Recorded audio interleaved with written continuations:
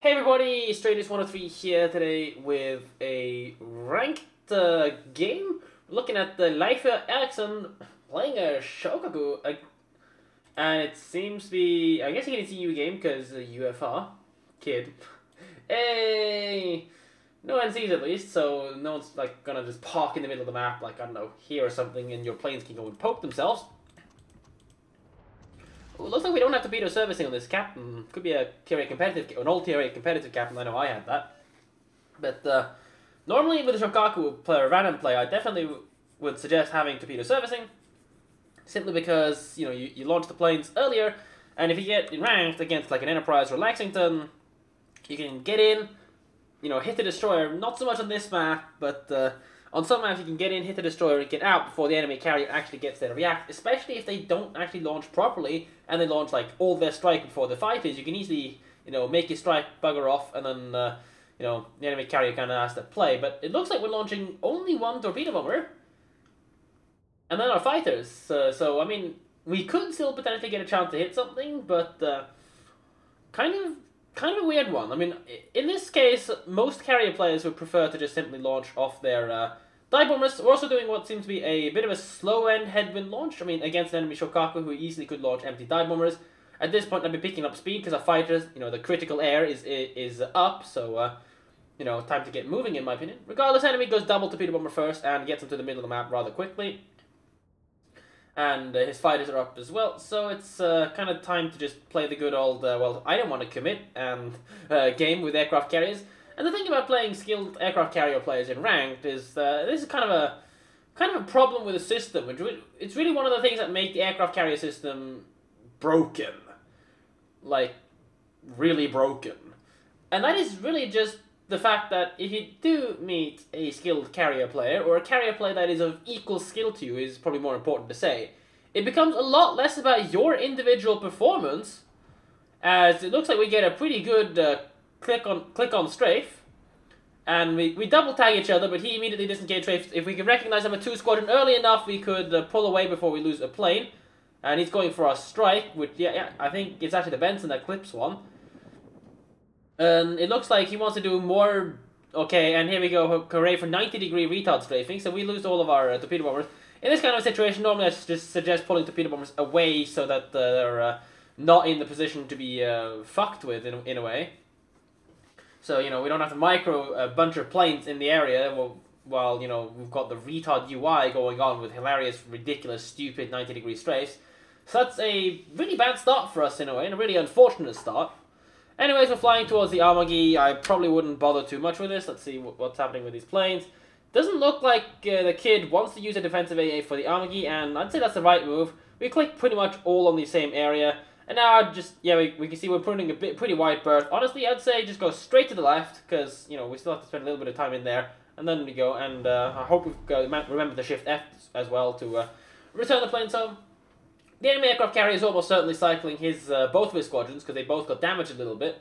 So at this point, I probably would send my number 3 squadron to the central areas, like where number 2 is, and number 2 back home to cycle as well, because that way we can just regenerate that one fighter and a little bit of ammunition just to, so we're 100% prepared for the next fight instead of just 99.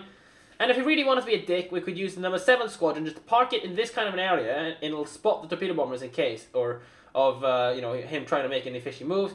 Benson's AA is turned on. I wouldn't want to lose a plane to chipping here, because it means we're going to be at a disadvantage later. No one can shoot the Benson right now, so spotting him is pointless for the fighter, and I would not recommend using fighters for spotting. If anything you want to use as a kind of a sacrificial spotting tool, use your dive bombers. They're a lot more sacrificial if you want, in this sense. I mean, they're not sacrificial, but losing a dive bomber hurts a lot less than losing a torpedo bomber, and especially losing a fighter at this point. I mean, our team is pretty nicely blobbed up, but the AA isn't that strong overall, unless they have somewhat of a spec for it. And you can only really reasonably expect the kid to have anything for it. Regardless, more fighters are now obviously showing up, and they've obviously cycled. They've been, they've had a bit of a downtime. I guess they felt confident in making, a cycle on his fighters, simply due to the fact that our torpedo bombers were wiped, so he didn't actually need his stuff. I wouldn't take any engagement here. The Benson's still around. We need to also pull our planes more towards the left. Trying to do a ridiculous strafing, I don't think it's going to pay off. If we instantly disengage strafe there, I think we could have done something. But so now we're just going to get the number 3 fighter squadron stuffed over, trying for a counter strafe, but that's way too late. What we should have done there is just simply not pick an engagement. Get these 3 planes away because we're on a fighter deficit here. Trying to make any moves over here is a waste of time. I disengage strafe that off to the side because it seems the enemy carrier isn't actually good. Or at least he's not really paying enough attention. I don't think he's going to be paying enough attention to that overall because I think he's trying to start microing strike and stuff. We need to pull these torpedo bombers away because he's almost certainly going to do a bit of a ridiculous looking strafe. And I wouldn't try to counter strafe that into the side unless he's going to bail to the side as well. And it seems like we do actually get quite lucky there, and it seems like the enemy carrier wasn't paying attention. But another squadron now obviously has gotten wiped, so it's just a matter of trying to get a decent drop off. Fighter wise, I would now. I'm not sure if I would want to finish this or just disengage, but we at least pick up 2 torpedo bomber hits on the Kid, which means he's going to be somewhat low, but he's just going to regen that. And yep, I definitely would have just disengaged strafe this squadron away, because this is going to be a complete loss of another fighter squadron without really gaining us anything. Because this squadron easily has the ammunition to do something about this. So we're actually going to be slightly fighter deficit at this point, which is going to be a little bit shitty. But here's hoping that the Kid actually goes down, and he does. So, well, I guess he's going for another side strafe. Yep, very obvious side strafe there. So we do actually manage to extract our plane, but obviously, equally, he's also going to get an attack off, and it seems that Kagero has decided that living in this world is not for him, and he wants to intentionally try to reduce the chances of the team winning. A lot of people don't know how to play against aircraft carriers. That's kind of the thing about carrier gameplay, is that you know, people don't know how to deal with them. Like they sit there or they've only dealt with bot carrier players, you know, in the co-op, or you know, just really, really bad ones that only auto drop, which means that they don't actually recognize how drops work and whatnot. Because I mean, obviously, at Kagero, if the enemy carrier had all the time in the world to drop properly, then you know, and it looks like we failed to react early enough, or we misread the position of the plane. So the drop that's going to circle around now is kind of wasted because it's being dropped exactly where the fires already are. So probably would have readjusted it further behind the ship so that we could have perhaps picked up a little bit more. Turpus is going for the ram. I'm guessing he didn't have any torpedoes, but you wouldn't really have been able to alpha down the Amagi either. But like, it's a trade, but in this kind of a situation, trades kind of go against our favor unless we can keep this enemy Turpus permanently reset, which of course Bismarck secondary should easily be able to do. Fighters arrive to pin down the stuff against Loyang. The circle around might mean that we're not going to get a strafing wipe on the dive bombers, but we do have to pick up 3 kills. So I'd pull the fighter away immediately. It looks like we did give the order to, you know, the shift F order to, well, not shift F, but shift order to get the plane to F right off. Number 5 needs to be a little bit wider, but it seems like the enemy Kagero doesn't want to live on this world either, so this needs to circle around here. Very good reaction there. Pull it up and do a cross drop. There you go. A little bit on the far end. Like, probably would have tried to drop a little bit closer, but looks like this Kagero is going to find itself getting nicely cross dropped. So yeah, and we need to start microing our fighters right now. Screw the Kagero. Who cares about them? The shit's already dropped. So you know, at this point, microing fighters is a lot more important. And there you go. Looks like he's coming in. I would now immediately turn around and tag. I wouldn't try to do any fancy, ridiculous strafing here. This dive bomber is kind of here just to absorb anti-aircraft from the Tirpitz, and I would keep it here to absorb anti-aircraft from the Tirpitz and the Benson, because they're likely to find themselves focusing strike over anything. Don't do a side strafing there, just go for the tag. And there you go. If you wanted to be aggressive, you can immediately strafe, disengage, and looks like we're doing a bit of a side disengage strafe, and we actually get away with it a little bit. We do pick up a couple on each, but, you know, again, remember, we lose 1 plane each on each disengaged strafe. This one's now in the Amagi's anti-aircraft range, so I think this should go in our favor reasonably, but this one, again, in the Monarch and Benson A range. Fail stacking favors the enemy carrier at this point, so it's a bit of a fighter trade. I wouldn't say it's unnecessary, but it just doesn't kind of go in our favor. Anyways, trying to do clicking around here, I don't think is much worth. I mean, this fighter obviously still has ammunition, and the Bismarck's anti-aircraft actually gives us a massive save, and we pick up most of these fighters, so it's going to be kind of basically wipes on both teams. Now, I'd use this torpedo, the fighter over here to go panic the stuff that's going for the Amagi. That's a lot more important overall, in my opinion. Killing off his fighter, the Bismarck can do, but losing our Amagi or losing too much health on the Amagi here is kind of a bad deal for us. So the Amagi is looking like he wants to try to suck as many of these as possible, but he should be able to evade the frontal ones, hopefully. And it does actually evade the frontal ones, so we do pick up 1 auto-click fire on the Monarch, which isn't too bad. But you can see that he has actually damage control partied, so we just need to go in there aggressively and go for flooding on him. If we do aggressively flood this Monarch, we're in good shape as well. And there you go, good looking drop. That's all we need. One flooding on the Monarch, and he's basically going to find his health getting buggered really, really fast, because Monarchs don't have the most amount of health of any tier 8 battleship. And it looks like we don't. I would not have committed this. This is not going to hit anything. So we don't actually get the opportunity to get the flooding, because I think we get buggered a little bit by RNG there, and you can see it's not going anywhere. We've circled it around properly, gone for a proper drop. And anyways, we know that he did damage control party that fire, so we're going to go for the good old, here, have another 2 more fires, bitch. Which is going to be pretty bad for him, as the Benson takes a little bit of a snipe from the Amagi, but didn't do too... Well, actually, it did a lot of damage. The Arrow Torpedo's not even going to reach the Benson, but we still forced him into the island, so he's still going to have a bad time. Our Bismarck's also found himself a nice broadside on the Monarch, so that's probably going to be a... well, it's going to be a kill for our team, which is very, very good. Lol Yang is even plinking away, and I'm guessing he has Hydro up. But the enemy carrier, obviously, you know, planes and whatnot, now knows where we are, so we're going to probably find ourselves in an engagement with him. Our fighters are pretty much wiped, but we are going to pretty much have to deal with the enemy's carrier now, because, well, the enemy Benson is, well, nowhere near, and the carrier's in front of us. So, well, you know, the question is, what did the Benson do? And I'd, at this point, be looking more to use our our strike planes against the Shokaku.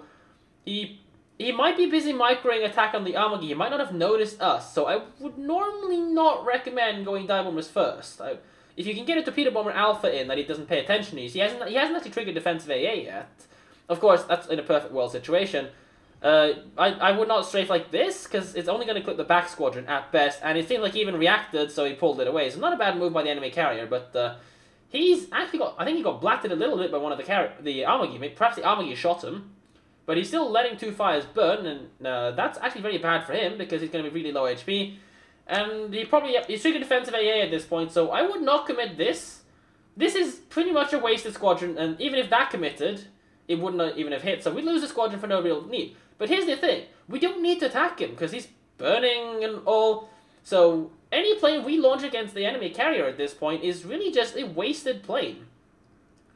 And, well, we're out of replacements right now, and we still need to deal with the Benson somehow, and there you go, all the shit's getting wiped, the drop is never going to hit, because he's just going to reverse out of it. His health is he's on 5k health, this is never going to achieve anything, so this is just a complete waste of aircraft here. In fact, we're just sitting it on top of him, so we're not even going to try to drop. But, I mean, we're full HP, he's low HP, and let me just take control of camera here. We trigger our defensive anti-aircraft now just to deal damage to his stuff as well, but the thing is, though, Shokaku secondaries have really bad firing angles, forwards actually, you need to be aware of this, but we have full HP, he's got no HP, so all we need to do is just go insert secondary guns in him and just trade him down with secondaries. And all of our aircraft should have been purely focused on eliminating the enemy's Benson. Anyways, let's get back to the player camera and the player view as we, you know, try to do some strafing on his stuff over there. Like, we just need to pay attention to the Benson, really, because that's the only thing that matters, because our secondaries can easily murder the Shokaku at this point. And you see, we don't even take much health damage to it, which is nice, so, hey, close quarters expert farmed as well, right? Anyways, the Benson is inserting torpedo in the Bismarck, and this is what I mean.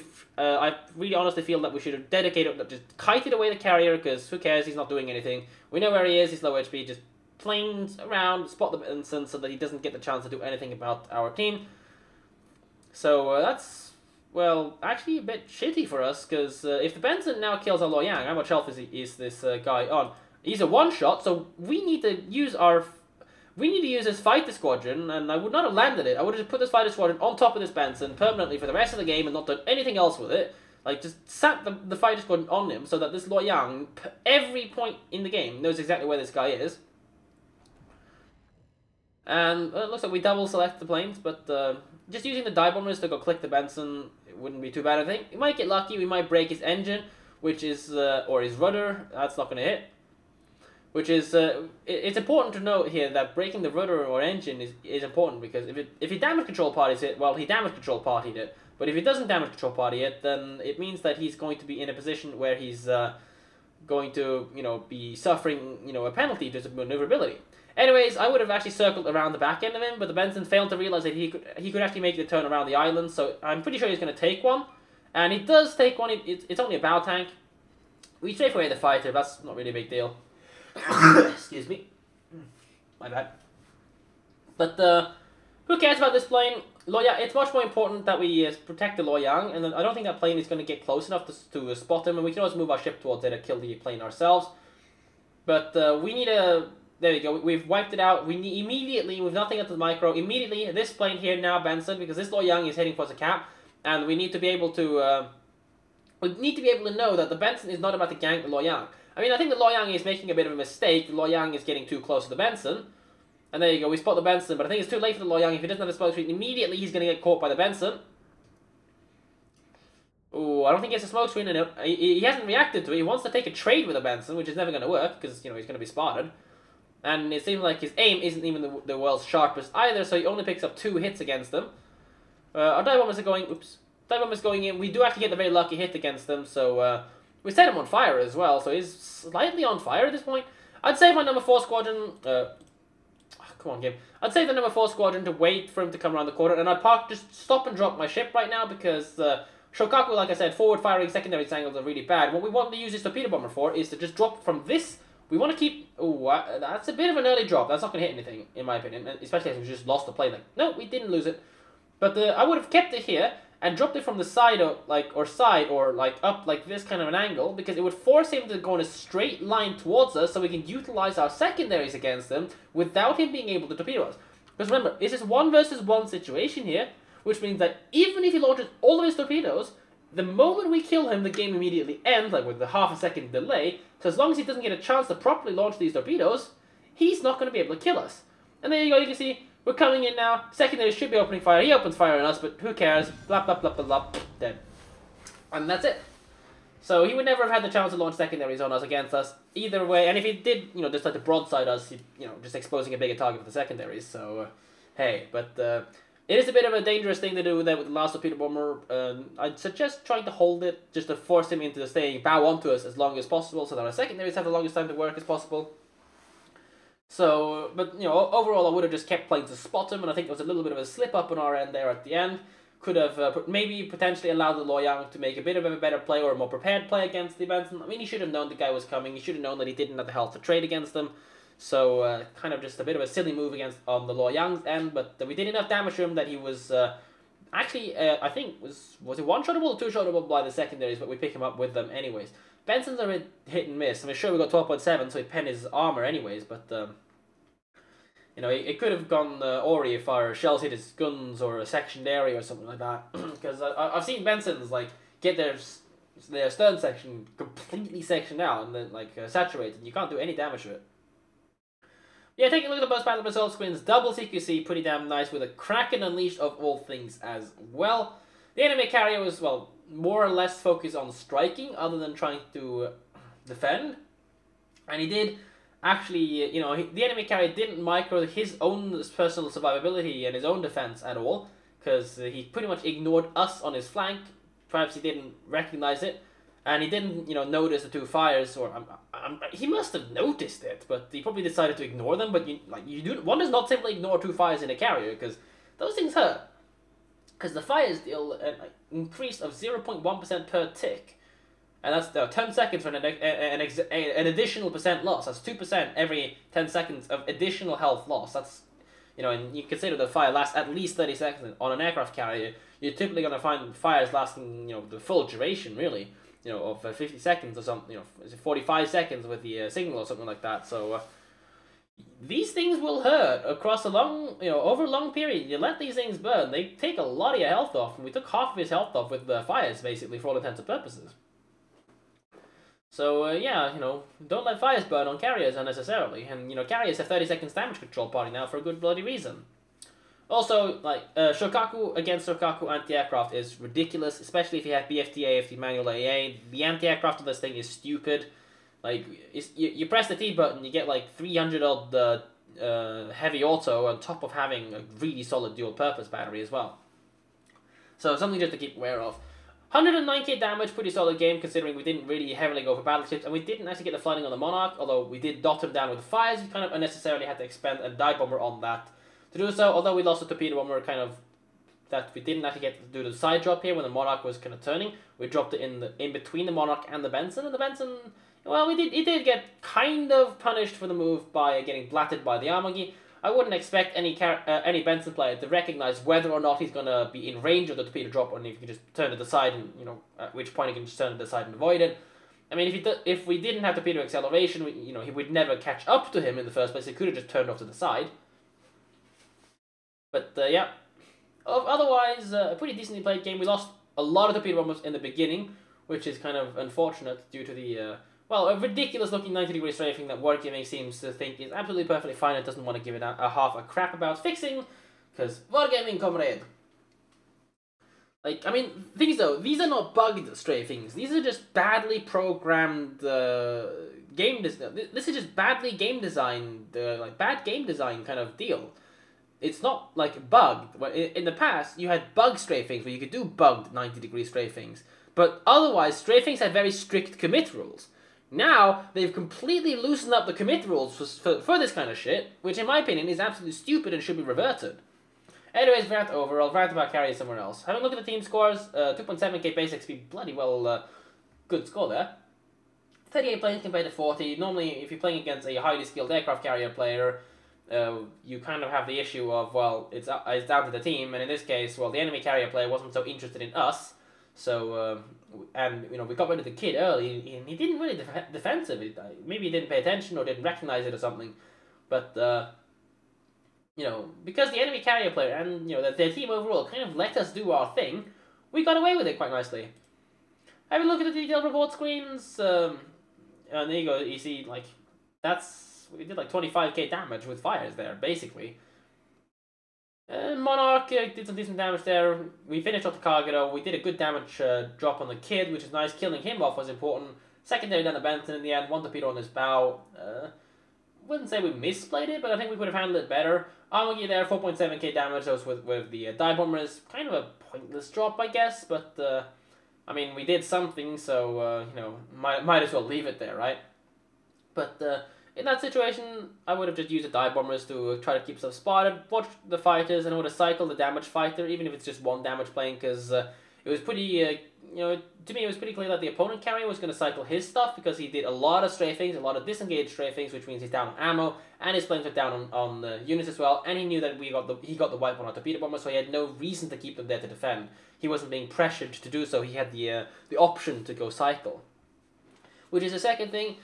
If we're busy microing stuff, our fighters, for example, there's no real need to keep our torpedo bombers in the danger zone unless you feel confident in being able to use them as bait. But there's no such thing as confidence with the Wargaming slow UI, the unresponsive interface.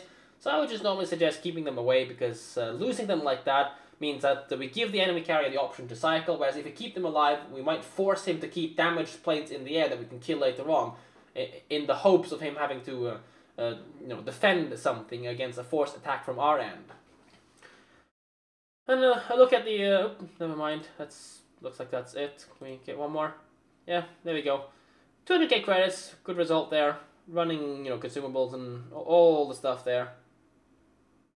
Camouflage resupply, using the cheap camo, but it's not that big of an issue with carriers, to be honest. Although, I mean, I'd still suggest you use the full one, but I mean, we're running without a premium account, so there's no real reason to do so. In fact, if we're just using this one, honestly, I just suggest you don't use camo at all. If you want to save yourself those little bit of credits, because it doesn't really, that camo doesn't really do much to make it worth it, anyways. Anyways, I hope you guys enjoyed this replay cast. A little bit of a rant about Wargaming's carrier user interface at the end. Well played by both carrier players overall. I just still don't believe that this stupid strafing system works nicely, but that might just be me. And the user interface, of course. But hey, if you like this kind of content, subscribe to my YouTube channel. If you like to see your own replay featured or commented on, send them to replays.strangers123@gmail.com. There is going to be a description in the email below. I was about to say, no, it'll be an email address in the description below, in fact, Strangers123, you're an idiot. And feel free to send them in. I've got a lot of replays to catch up on, but I would still love to see you sending your replays in. Give me an interesting title, make me want to look at the replay, and I will have a look at it, hopefully, and cast it on this channel. Don't forget to share it with your friends, and I'll catch you guys in the next one. Take care.